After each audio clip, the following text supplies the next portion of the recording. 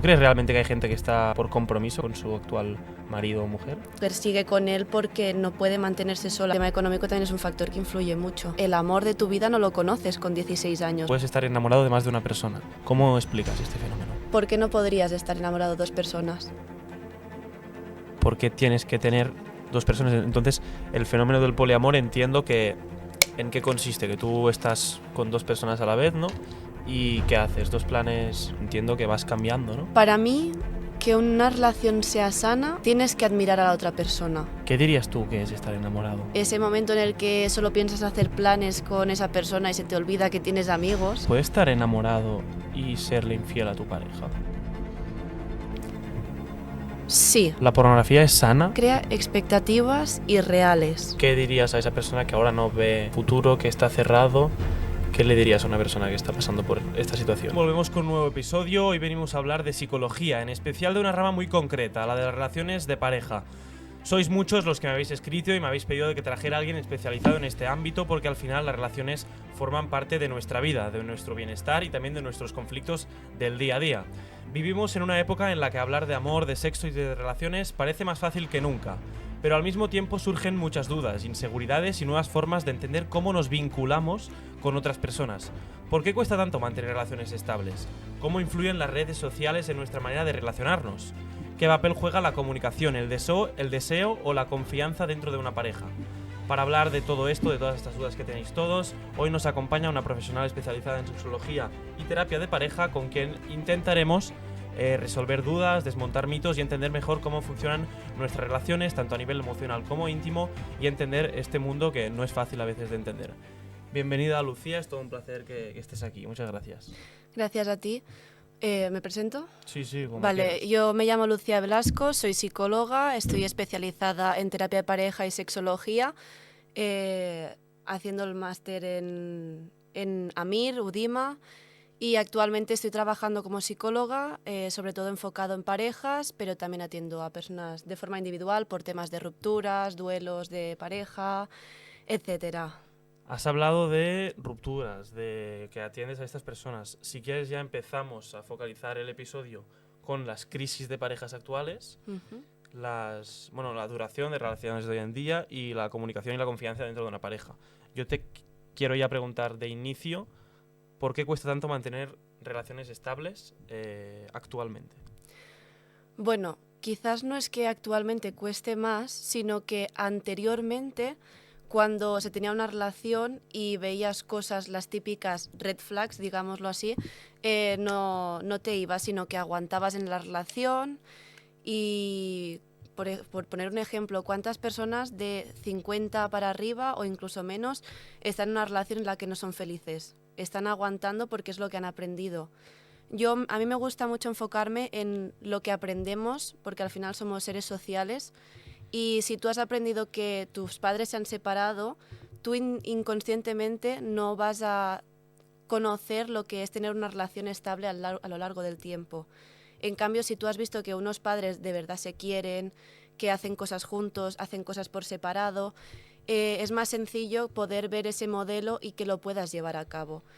También tenemos el factor de que a día de hoy cada vez somos más individuales en ese sentido, porque si veo la mínima cosa que no me gusta, ya me marcho, me centro únicamente en mí, lo tenemos más sencillo por el tema del ghosting, ¿no? Ahora hay mucho de, pues no me interesa, te dejo de contestar, haciéndole daño a la otra persona sin darle explicaciones. Y sobre todo yo creo que cuesta más por el tema de lo que hemos aprendido, no porque ahora cueste más preocuparse por las otras personas.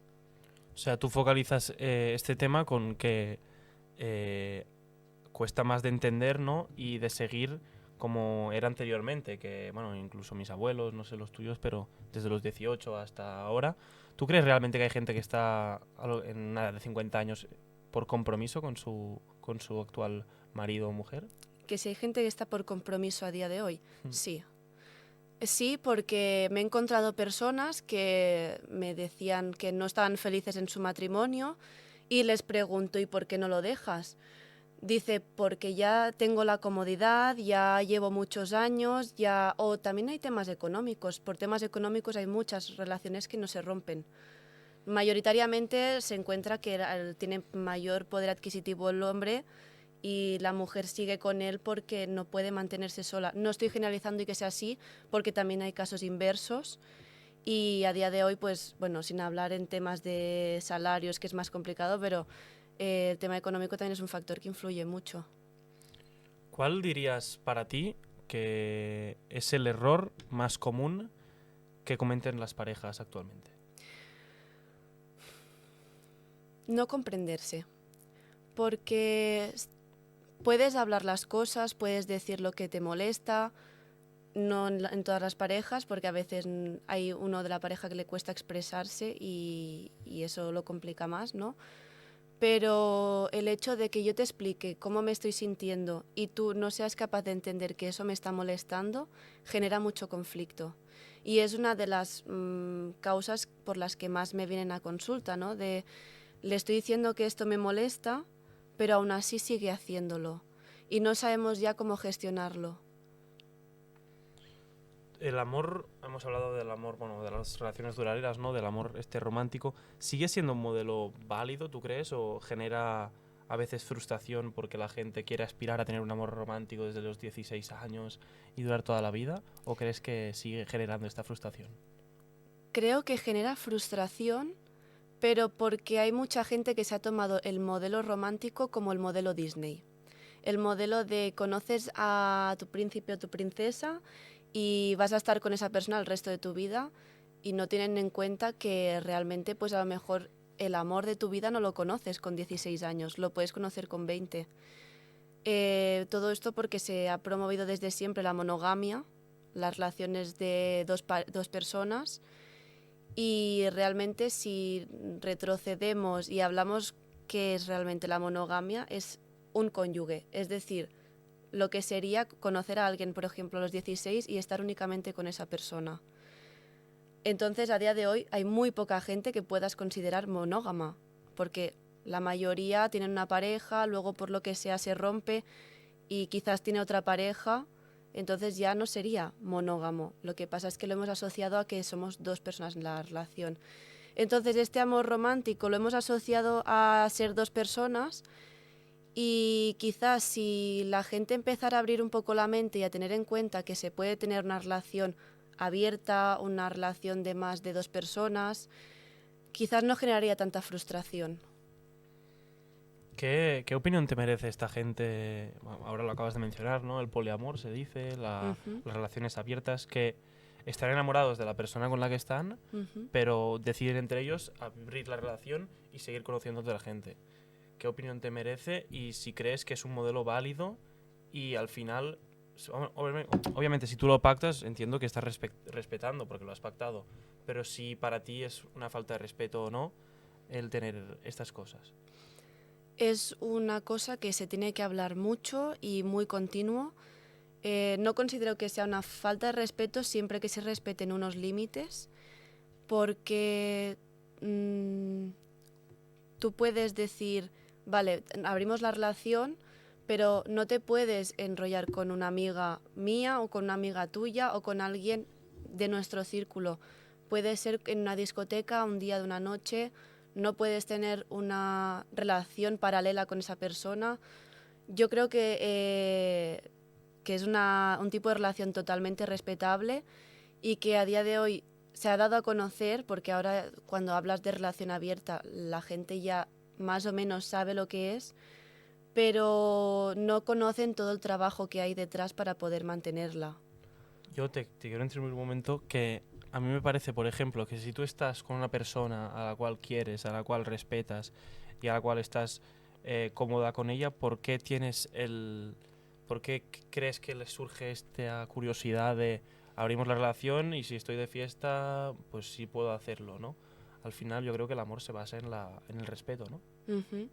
Bueno, pero al final es eso, tienes un respeto siempre que cumplas unos límites. ¿Y el por qué te iba a entrar la curiosidad? Pues somos, lo he dicho antes, somos animales sociales y si nos basásemos en historia, La fidelidad es, digamos, evolutiva, no siempre ha existido.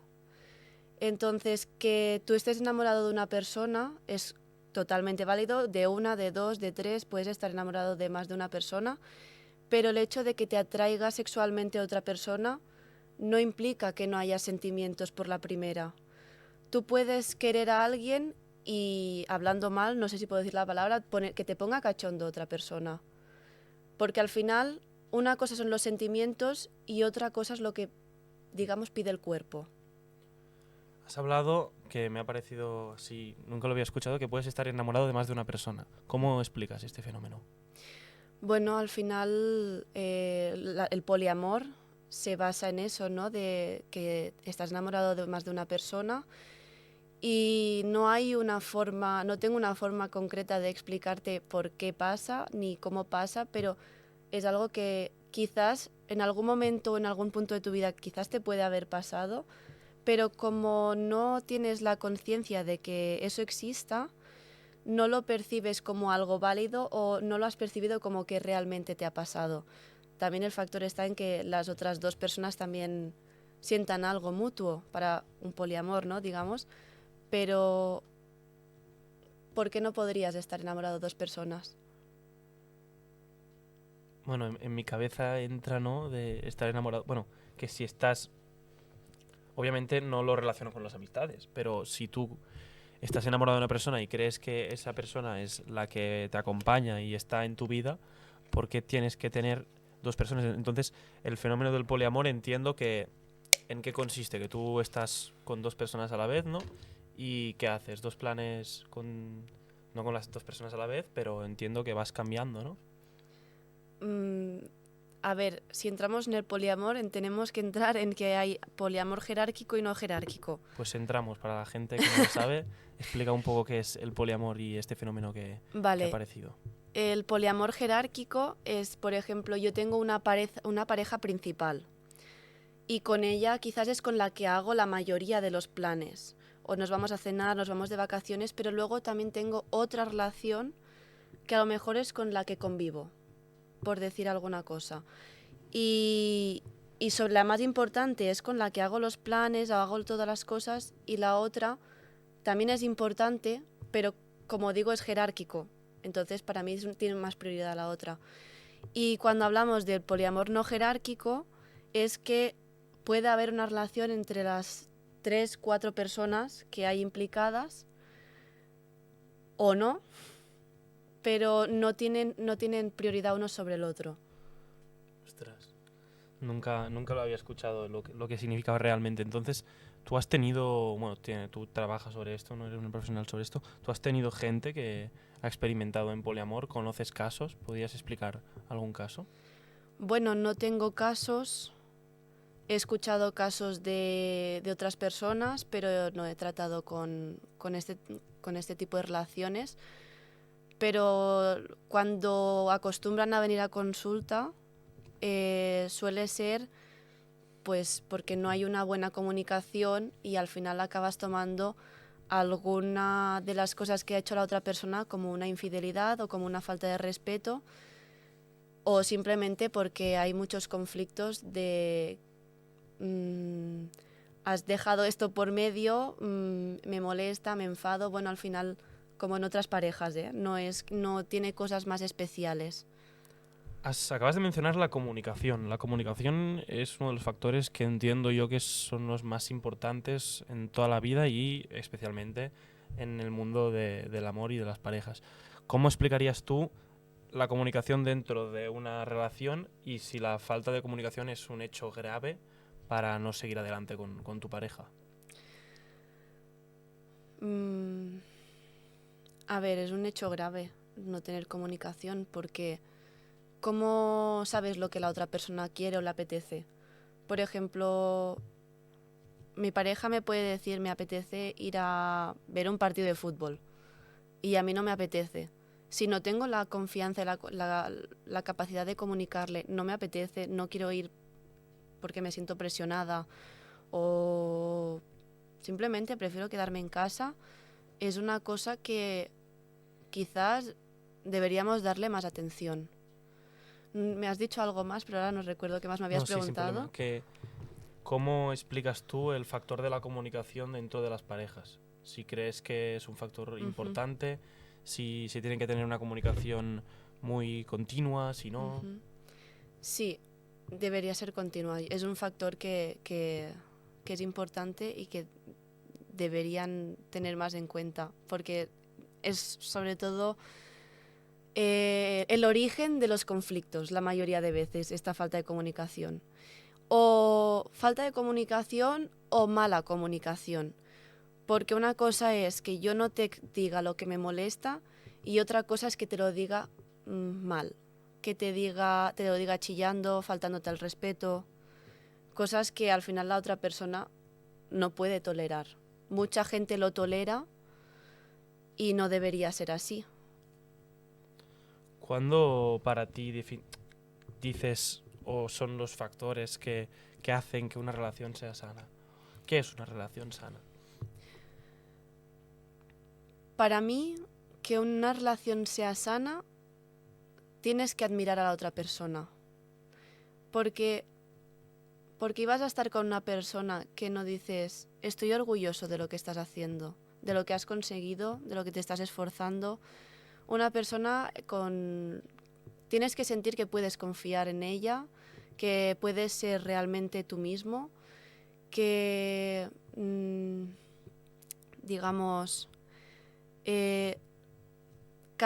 con cada quien tú tienes una personalidad, eres una persona diferente. No vas a ser igual con tus padres que con tu pareja. Entonces, que tu pareja pueda conocer todas tus versiones. La de los amigos, la de la familia, la de la pareja. Si tú te tienes que reprimir y decir, no puedo decir esto porque le va a sentar mal, no le voy a explicar esto porque se va a enfadar, entonces, ¿en qué se basa esa relación? No tiene una base de confianza, de poder expresarse, no tienes esa admiración. Yo creo que es uno de los factores que más deberíamos tener en cuenta para saber que estamos en una relación sana. Además de otros comportamientos que quizás no se ven tanto, ¿no? Pero cómo trata a la gente también te puede dar pistas de cómo te están tratando a ti. Porque tú puedes ir a un bar y que sea una persona maleducada con los camareros, por decir un ejemplo. Y quizás contigo estás siendo también maleducado o maleducada y no te estás dando cuenta. Necesitas ver cómo trata a gente externa para verlo. ¿Qué dirías de esa gente que creo que es una cosa que yo creo que pasa mucho, que es que, por ejemplo, no sé, bueno, de las dos, del hombre y de la mujer. Cuando, por ejemplo, normalmente cuando son más jóvenes, entran en una relación, ¿no? Y dejan de hacer todo aquello que hacían con las otras personas y se cierran en un agujero, en su núcleo, ¿no? Con esa persona, que lo puedo entender, pero al final estás dejando de lado toda, si la familia, si los amigos, si dejar de hacer cosas, si ya no vas aquí porque tal. ¿Qué dirías de estas relaciones y si son sanas realmente? Aquí estamos hablando de que dos personas se fusionan. Entonces, ¿sano? No es sano. Pero en ese momento te dejas llevar por el enamoramiento. Digamos que en una relación pasas por diferentes fases. La primera que pasa es el enamoramiento. Y cuando estás en esa fase te sientes como en una nube y lo ves todo borroso. No ves que estás dejando de lado a tus amigos, no ves que quizás lo estás haciendo mal con tu familia y solo ves las cosas buenas de esa relación. El problema viene también después, que cuando te das cuenta de que habías idealizado a la otra persona, te das una hostia, porque dices, he dejado de lado todo lo que tenía por esta persona y realmente no era lo que yo creía que era. Primero de todo porque al principio, pues, cuando te tienes que vender para tener pareja, tú las primeras veces sobre todo te presentas arreglado, te presentas como una persona idílica, de vamos a hacer estos planes que normalmente no se hacen, o te invito a comer, y cuando eso pasa, que se ha acabado, y te das cuenta de que no era lo que te habían vendido, es cuando te sales de esa burbuja. Entonces, no es sano, se entiende que puede pasar, no tiene por qué pasarle a todo el mundo, pero también hay que hacer un poco esta reflexión, ¿no? Cuando estás en esa fase. Y otro de los problemas que hay en esa fase es que como adolescente, porque la mayoría, sobre todo pasa en la adolescencia, ¿no? Si tus padres te dicen, creo que la estás cagando estando con esta pareja y dejándolo todo de lado, probablemente te rebotes con tus padres y digas, no, no la estoy cagando, déjame en paz, y acabes teniendo un cabreo con tus padres que hasta que no salgas de esa nube no vas a ver. Has hablado de fases y me ha venido a la cabeza, lo tenía apuntado también. ¿Cuáles son las fases de una pareja? Bueno, pues las voy a resumir, ¿vale? Sí. Pero pasas por el conocernos, el enamoramiento, cuando ya has idealizado a esa persona, pasas por una fase que es más de conflicto, porque como has desidealizado a esa persona y estás viendo cómo es en realidad, te toca decidir, quiero estar con esta persona y voy a luchar para que pueda hacerlo, o prefiero dejar esta relación y buscar a otra persona que cumpla más mis estándares. Entonces, si decides dejar la relación, viene la ruptura, y si decides luchar por esa relación y consigues tener una relación estable, ya pasaríamos por un amor más real. El otro día estaba mirando en TikTok, ¿no? Esta plataforma que hay muchos vídeos y tal y que te engancha, un vídeo que había un chico que era mayor ya y se preguntaba qué es estar enamorado. ¿Qué dirías tú que es estar enamorado? Bueno, es muy subjetivo esto, pero diría que es en línea de lo que te he comentado, ¿no? Estás muy feliz cuando vas a ver a esa persona, sientes esos nervios cuando la vas a ver, aunque tengas el día ocupado, dices, si tengo 5 minutos voy a ir a verlo o a verla. Ese momento en el que probablemente te pases el día queriendo escribirle, ese momento en el que solo piensas hacer planes con esa persona y se te olvida que tienes amigos, no a todo el mundo, pero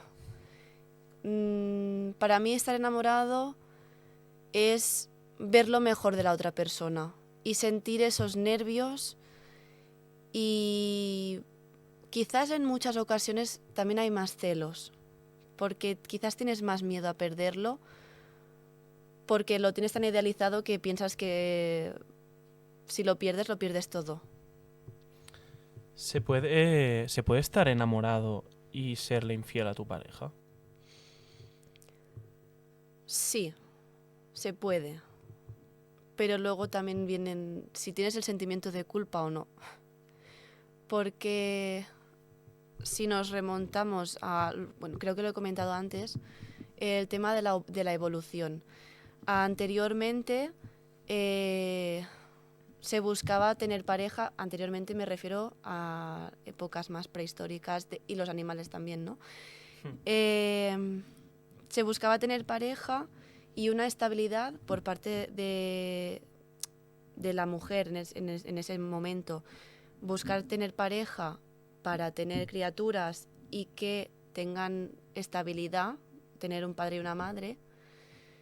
Pero si veían que ese padre no estaba presente, necesitaban buscar a alguien que fuera a estar presente. Se puede estar enamorado y ser infiel, porque una cosa es las emociones que sientes y otra cosa es cómo tu cuerpo reacciona.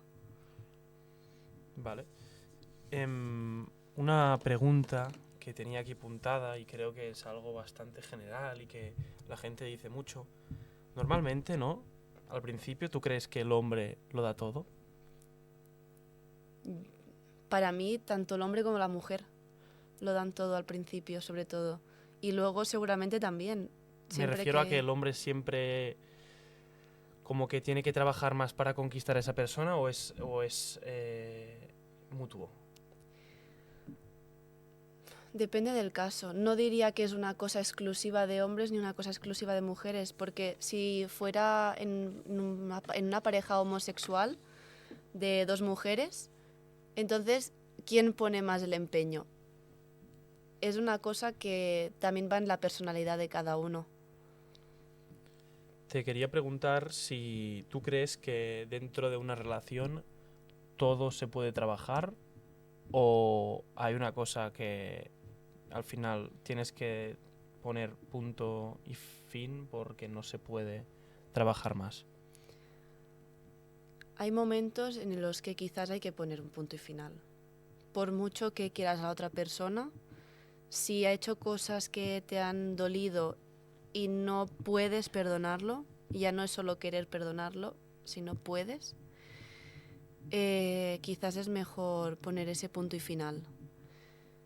¿Qué cosas? Depende de cada uno. Para uno quizás una infidelidad sería un punto y final, pero quizás para otro con trabajo podría perdonarlo. Discutir, el tema de discutir, ¿tú crees que el tema de discutir es malo o está bien para sonar una relación y a veces se tiene que dar? Discutir depende de cómo tomes discutir. Discutir a voces no va a solucionar un conflicto, porque no sé si se te ha dado el caso, pero si nos ponemos a discutir y tú me gritas, yo te voy a gritar inconscientemente, aunque eso no vaya en mí de ponerme a gritar. Pero el discutir, digamos, más enfocado en conversaciones incómodas, cosas que no te gusta escuchar o que no te gusta decir, eso sí que es necesario y eso sí que es lo que te va a llevar a una solución, porque te estás dejando ver, digamos, desde lo más profundo con la otra persona y le estás dando tu confianza y él o ella a ti. Lucía, también eres sexóloga y también hablaremos un poco de la sexualidad y del tema sexo y tal, porque a veces, cada vez menos, pero yo creo que a veces ha sido un tema tabú, ¿no? Entonces, te quiero ya como introducir en este tema si crees que es normal que que en una pareja uno tenga más deseo que el otro.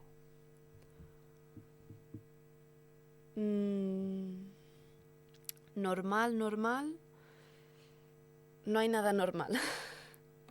Entonces puede pasar que haya épocas que una persona tenga más deseo que la otra, pero no tiene por qué estar influenciado por únicamente tu pareja. Si tú llevas semanas estresado en el trabajo, probablemente no tengas el mismo deseo.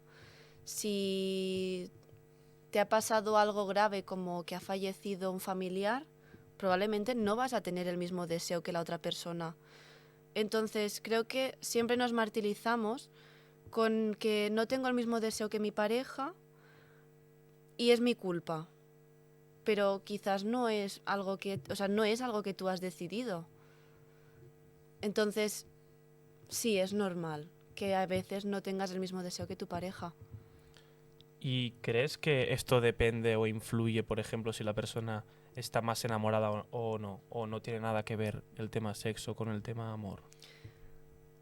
Bueno, cuando eres una persona soltera que mantiene relaciones sexuales con otra persona que acaba de conocer, como aquel que dice, no estás enamorado y tienes deseo. Entonces, no hay una relación causa-efecto. Tú puedes estar enamorado y no sentir deseo por lo mismo, ¿no? Que has pasado una mala racha. ¿Y cómo se puede gestionar, o si crees que se puede gestionar, o si crees que es normal que pase, cuando este deseo desaparece durante no corto plazo, sino a largo plazo y quizá más tarde vuelve, pero esto, ¿cómo se trata? Bueno, para eso yo recomendaría ir a terapia y valorar si es un tema orgánico o es un tema psicológico, porque quizás podríamos estar hablando de un deseo sexual hipoactivo, que es que está por debajo de lo que es normal en esa persona. Y se puede trabajar tanto en pareja como individual. Entonces se sigue un proceso terapéutico en el que normalmente, no todos los sexólogos hacen lo mismo, prohíben el coito hasta que se pueda, o sea, hasta que se haya ido tratando ese deseo. Y muchas veces se empieza por novelas eróticas, series eróticas. No vamos a recomendar pornografía en estos casos, pero cosas que puedan estimularte. El tema de la pornografía que acabas de mencionar ahora mismo, ¿la pornografía es sana? La pornografía crea expectativas irreales y promueve en muchos casos fantasías que no son son lícitas, porque las fantasías, mientras no le hagas daño a nadie, pues es una cosa tuya. Pero cuando estas pasan a ser realidad, si has creado una fantasía en la que eres más brusco con la otra persona, o deseas hacerle daño y la otra persona no te da el consentimiento, ahí tenemos otro problema. ¿Crees que la parte del sexo es imprescindible dentro de una relación para que la relación funcione? Depende de la relación. Probablemente para mucha gente sí que sea imprescindible, pero si hablamos de una relación asexual, no será una cosa imprescindible, teniendo en cuenta que, bueno, los asexuales es un espectro muy amplio y en determinadas relaciones no mantienen relaciones sexuales. Luego están los asexuales que solo pueden mantener relaciones con una persona de la que están enamorada, y asexuales que, digamos, contra más conocen a la persona, más les impide mantener relaciones sexuales con ella. Para no entrar en términos y todo, lo explico así como muy light para que se pueda entender.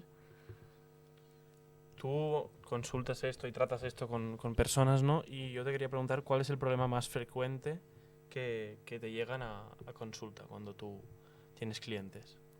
Del tema sexual, pues sobre todo viene gente que hay poco deseo, pero con un origen de conflictos en la pareja. Entonces, como hemos dicho antes, ¿no? Si tú tienes conflictos con tu pareja, no vas a tener ganas de mantener relaciones sexuales. Siempre te vas a encontrar a gente que hace el típico de las series, pelis de bronca polvo, pero por norma general, contra más discutes, menos ganas tienes de mantener relaciones sexuales. ¿Aún cuesta a día de hoy pedir ayuda en temas sexuales y en temas de pareja? Sí, mucho. Es una cosa que da mucho pudor. Y tú te encuentras con estas situaciones y ves que la gente no pide tanta ayuda y cuando te vienen te dicen, no, es que quería pedirla pero no me atrevía.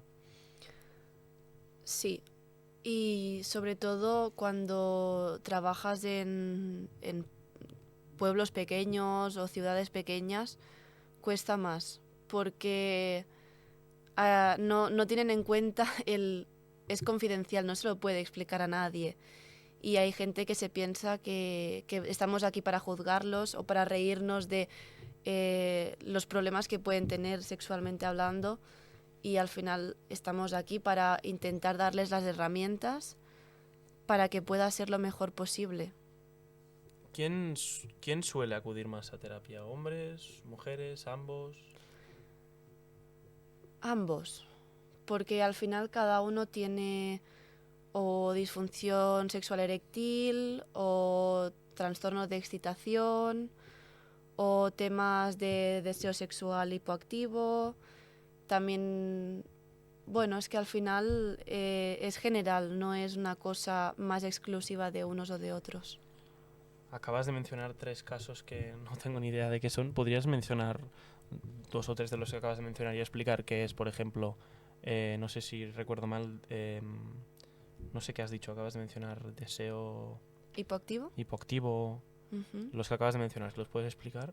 Bueno, el deseo sexual hipoactivo es la falta de deseo de forma continuada y eso puede relacionarse en el caso de las personas con pene, con un trastorno, una disfunción eréctil, que en este caso se asocia a que hay dificultades para conseguir o mantener una erección. Luego también tenemos que se puede asociar otro trastorno así sexual, sería la eyaculación precoz, que resumido es que no puedes mantener esta erección porque eyaculas antes de lo que te gustaría. No hay como un tiempo determinado, pero quizás si de normal, poniendo un tiempo, te gustaría aguantar 7 minutos y aguantas 1, entonces ahí estaríamos hablando de eyaculación precoz. Y cuando hablamos del trastorno de excitación que he comentado antes, es porque para llegar a mantener una relación sexual hay que pasar por diferentes fases. El deseo, la excitabilidad, la meseta, el orgasmo y luego la resolución. Entonces, si la excitación no existe, el resto es muy difícil que se cumpla, porque es el momento en el que tu cuerpo se empieza a estimular, en el que empiezas a tener las primeras reacciones a causa del placer. ¿Cuál dirías que ha sido el caso que más te ha sorprendido ¿Cuál dirías, ¿Cuál dirías que ha sido el caso que más te ha sorprendido sin vulnerar privacidad que tú hayas escuchado? Ahora mismo no sabría decirte, porque te preparan tanto para escuchar cualquier cosa que ya no es una cosa que te sorprenda realmente.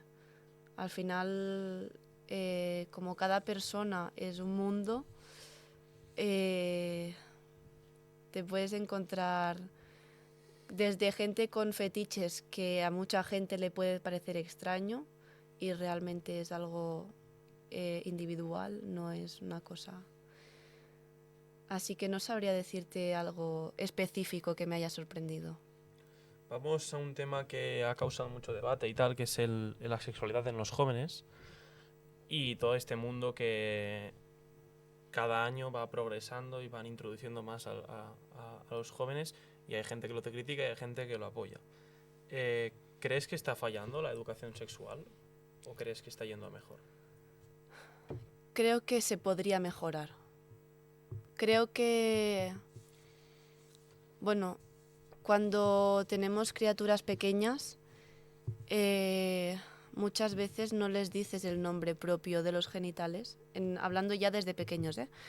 Entonces, si entramos en esos términos, si tú le dices a una niña que en vez de decirle que tiene vulva, tiene una floreta, si algún día, por desgracia, pasa algo, intenta decirlo, la gente no va a entender qué quiere decir floreta. Entonces, lo más óptimo es explicarles qué es realmente los genitales. Cuando son pequeños ya te empiezan a preguntar de dónde vienen los bebés. ¿Por qué no deberían saberlo? ¿Por qué engañarlos con no, viene una cigüeña?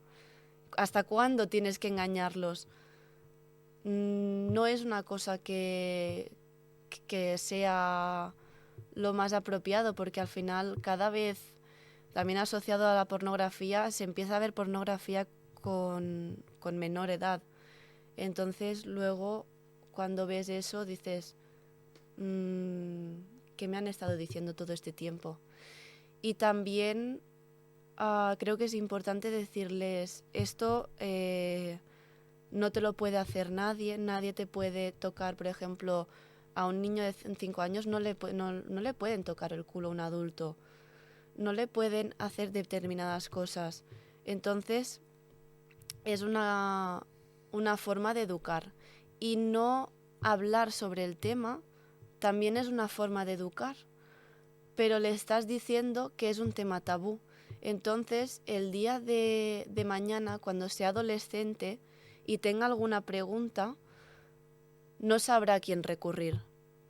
Y supongo que para la mayoría de padres lo mejor sería que acudieran a ellos para poder responderles esas preguntas y que puedan aportarle la información con la que ellos han crecido. Últimamente vemos que muchos chavales, ¿no? Con 12, 13 años empiezan a tener relaciones, bueno, tanto sexualmente como de pareja. ¿Crees que empiezan antes a tener relaciones pero con menos información? Y si crees que está bien que empiecen tan jóvenes.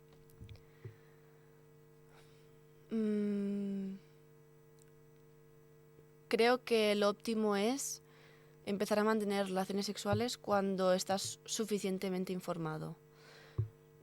Y a día de hoy se informa y se desinforma a la vez. Porque con todas las redes sociales, TikTok, Instagram, etc., a veces llega información errónea, ¿no? Y a lo mejor sienten la presión de, bueno, es que el resto de mis amigos ya han hecho cosas y no se sienten preparados y aún así lo hacen. Entonces, yo lo que sí que recomendaría es sentirte preparado, y también teniendo en cuenta de que no tienes por qué empezar directamente con el coito, hay muchas otras cosas antes. ¿Cómo este tema, que lo hemos hablado hace nada, el tema de los padres y tal, implementando esta educación a los niños, cómo deberían abordar los padres este tema? Y si crees realmente que a día de hoy se está abordando bien. Pues creo que lo mejor sería explicarles la información desde pequeños y informarlos, porque la mayoría de gente tiene una clase de 1 hora, 2 horas, cuando ya estás en la ESO, sobre la educación sexual, y lo que te explican es cómo poner un preservativo, que puedes tener, bueno, ¿cómo decirlo? Sí, puedes tener enfermedades de transmisión sexual, pero no te explican ni cómo darte placer, ni cómo dar placer, ni las cosas positivas que hay detrás de las relaciones sexuales. Entonces, pueden crecer asustados, ¿no? Y pensar, yo no quiero hacer esto porque me da miedo que me pase algo. Y realmente, si les explicásemos cómo es, quizás no tendrían tanto miedo y podrían conocerse a ellos mismos antes de decir, pues quiero mantener relaciones sexuales, aunque no sepan realmente lo que les gusta. ¿Crees que existe una presión social por tener pareja actualmente? Te diría que hace unos años lo veía más que ahora. Ahora no sé si es solo mis redes sociales o qué, pero están más plagadas de gente fitness que tiene su proyecto vital de quiero llevar esta vida fitness, me centro en mí y no pienso realmente en lo de tener pareja. Entonces creo que ahora nos centramos más en uno mismo que en tener pareja. Entonces pienso que ahora no hay la misma presión, al menos en edades de entre 20 y 25. En adolescentes diría que por la gente que he tratado de esa edad, tampoco sienten tanto esa presión. A lo mejor tienen una relación y dicen, no me sentía cómoda, no me sentía preparado, ¿para qué voy a tener esta relación? Entonces, si realmente sintiesen esa presión, seguirían aunque no estuvieran cómodos. Dos preguntas para finalizar. La primera, ¿qué le dirías a alguien que lo está pasando mal, que ha roto con su pareja y que está pasando por una ruptura muy dura? ¿Qué dirías a esa persona que ahora no ve futuro, que está cerrado? ¿Qué le dirías a una persona que está pasando por esta situación? Le diría que es un proceso que no es lineal, que va a pasar por momentos de rabia, de culpabilidad, de tristeza, de frustración, de negación, pero al final es un duelo y puedes tardar 2 meses, puedes tardar 1 año, pero con ayuda, quizás si no tienes un apoyo, un soporte con tus amistades o tu familia, puedes buscar un profesional que pueda ayudarte y buscar otras estrategias para hacerlo más llevadero, porque no te lo va a solucionar, pero te lo va a hacer más llevadero. Y para cerrar, ¿cuál dirías que es el mayor error que cometemos en nuestras relaciones? Quizás dar por hecho. Con dar por hecho me refiero a que quizás, no sé si la mayoría de gente ya convive con sus parejas o qué, pero cuando tú llegas a casa y quizás estás dando por hecho que te han hecho la cena porque es de noche ya y es hora de cenar, la otra persona realmente no tiene por qué hacerte la cena, te la hace porque piensa en ti. Entonces tú lo estás dando por hecho y se te olvida agradecer lo que hacen por ti. Y creo que es una de las cosas que más recomiendo en consulta, y es agradecer lo que hacen por mí. Porque que yo vaya a hacer la compra y me acuerde que esto te gusta y lo voy a comprar porque sé que te gusta, es porque he pensado en ti. Y a veces se nos olvida decir, ostras, gracias por haber pensado en mí. O gracias por tenerme en cuenta, porque a lo mejor me han dicho de ir con los amigos y digo, pues se podría venir mi pareja, ¿no? En un día puntual. Ostras, gracias por pensar en mí.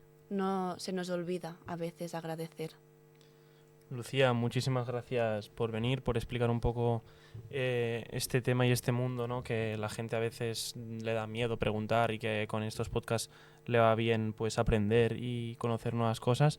Ha sido un placer y muchas gracias. Gracias a ti. Y nosotros, pues como lo he dicho al principio, nos vemos una vez al mes o cada 15 días.